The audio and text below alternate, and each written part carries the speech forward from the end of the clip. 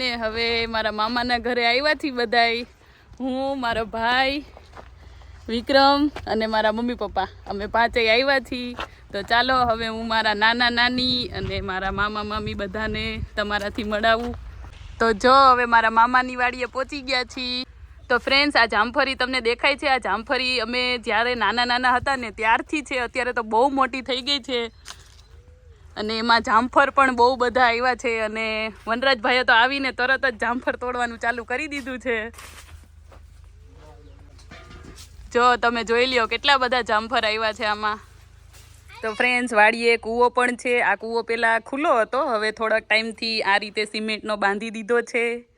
અંદર તો બહુ બધો કચરો છે અને એની બાજુમાં જ આ એક કુંડી છે. આ કુંડીમાં અમે જ્યારે નાના હતા ત્યારે બહુ નાહ્યા છીએ. આ કુંડીમાં જ એવું કહી શકાય કે અમે તરતાય શીખતા હતા એવું. તો જોવો વાડીએ કેવી મસ્ત મજાની ખાઈટ છે, એ પણ ટાઢા છાંયે. આ ખાઈટમાં હિંચકવાની તો એવી મજા આવે કે વાત જ ના પૂછો. તમને કેવી મજા આવે છે? બહુ મજા આવે. મુલા, તને?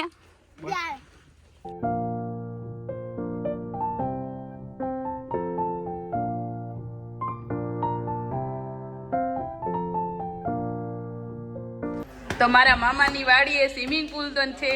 તમારે કોઈને નાવું હોય તો આવી જાજો. તમારે બધાને નાવું છે? જો અમારા મુલાભાઈએ તો નાવાનું ચાલુ કરી દીધું છે.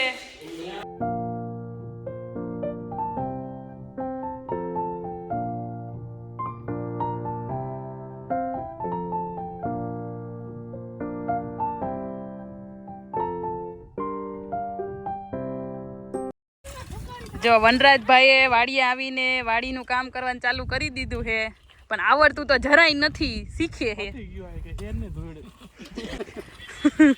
જો આવી રીતે કામ કરાય. વનરાજ પેલા જોઈ લે કેમ કરાય એમ. ફરક પદુડા. જો હવે સંજા મામાએ શીખવાડી દીધું છે કે કેમ પારા બાંધવાના. તો હવે વિક્રમ એવી રીતે પારા બાંધવાનું શીખે છે, પણ થોડુંક થોડુંક તો આવડે છે એવું લાગે છે. ના ના, નથી આવડતું, કેમ કે અડધો જ પારો કર્યો ને અડધો રાખી દીધો, એટલે નથી આવડતું. જો હવે લગભગ તો એવું લાગે છે કે આવડી ગયું છે. હવે કેટલા પૈસા આપશો સંજા મામા એક દિવસના?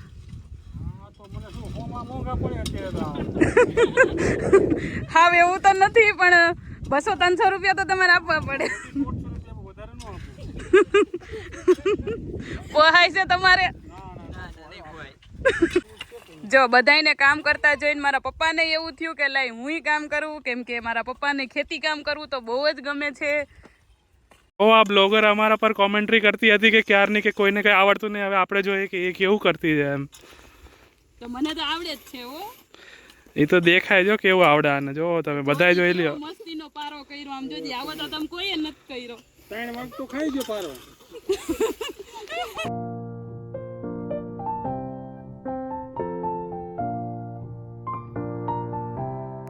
તો અત્યારે મુલાભાઈ અને વનરાજભાઈ વચ્ચે દોડવાની રેસ લાગી છે. તો ચાલો દોડો. 1 2 3.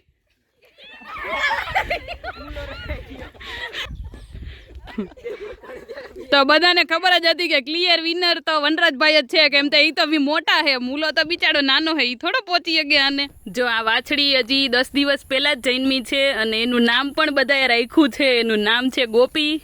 અને જો એ અમારાથી બીવે છે કે અમે એનાથી બી છીએ, ખબર નથી પડતી.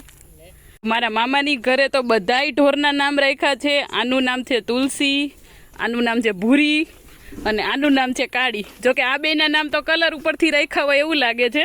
તો વાડીએ ક્યાં ક્યાં ઝાડવા છે એ હું તમને કહી દઉં. આ છે સેતુરી, પછી આ છે જામફળી અને એની વચ્ચે આ છે દાયડમ, પછી આ તો જામફળી જ છે અને આ લગભગ નારિયેલી હોય એવું લાગે છે. અને અહીંયા રાવણો અને જામફળી બે હારે છે. અને આ ખાટી આંબલી છે.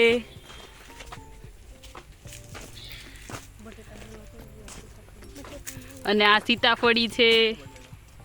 તો આ તમને જે વેલો દેખાય છે એ લાગે તો નાગરવેલનો હોય એવું લાગે છે, પણ ના, આ વેલો છે બટેકાનો. હા, બટેકાનો વેલો છે. આપણે અત્યાર સુધી તો એવું જ સાંભળ્યું હતું કે બટેકા જમીનમાં થાય, પણ આ બટેકા એવા છે કે જે વેલામાં થાય. તો જુઓ આ વેલામાં એક બટેકું પણ આવ્યું છે, તમે જોઈ શકો છો. હજી તો નાનું છે પણ આ વેલો બટેકાનો છે. અને પછી આ કડવો લીમડો છે અને આ વચમાં સરગવો પણ છે. અને જોવો અહીંયા ચીકુડી પણ છે અને એમાં નાના નાના ચીકુ પણ આવ્યા છે. ઓ આ પોપૈયું કેટલું નાનું છે પણ તોય આમાં 3 કે 4 એટલા પોપૈયા પણ આવી ગયા છે. અને જોવો આ છે વાંસ અને બાજુમાં ગુંદો પણ છે. આ ગુંદો ઘણા ટાઈમથી છે, અમે જ્યારે નાના નાના હતા ત્યારથી આ ગુંદો છે અને હજી એવો જ છે.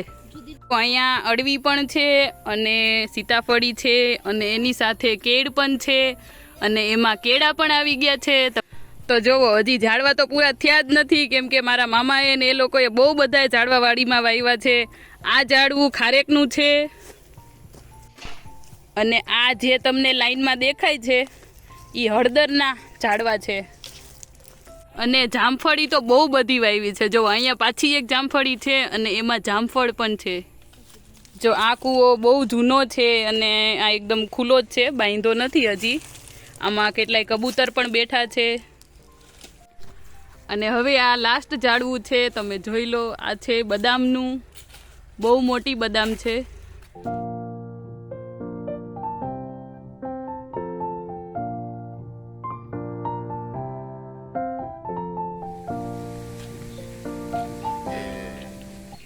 તો ચાલો હવે આપણે ઘરે જઈએ છીએ. બહુ મજા આવી મામાના ઘરે, બહુ બધી મસ્તી કરી અને ખાધું પીધું. તો ચાલો હવે અમે જઈએ છીએ ઘરે. Bye bye. તો ફ્રેન્ડ્સ, આજનો આ વ્લોગ આપણે અહીંયા પૂરો કરશું. વ્લોગ તમને કેવો લાગ્યો એ કોમેન્ટ કરજો અને ચેનલને લાઇક શેર સબસ્ક્રાઈબ કરી દેજો અને તમારા ફ્રેન્ડ્સ અને ફેમિલીમાં પણ શેર કરી દેજો. તો મળીએ નેક્સ્ટ વ્લોગમાં. ત્યાં સુધી બાય બાય. જય શ્રી કૃષ્ણ.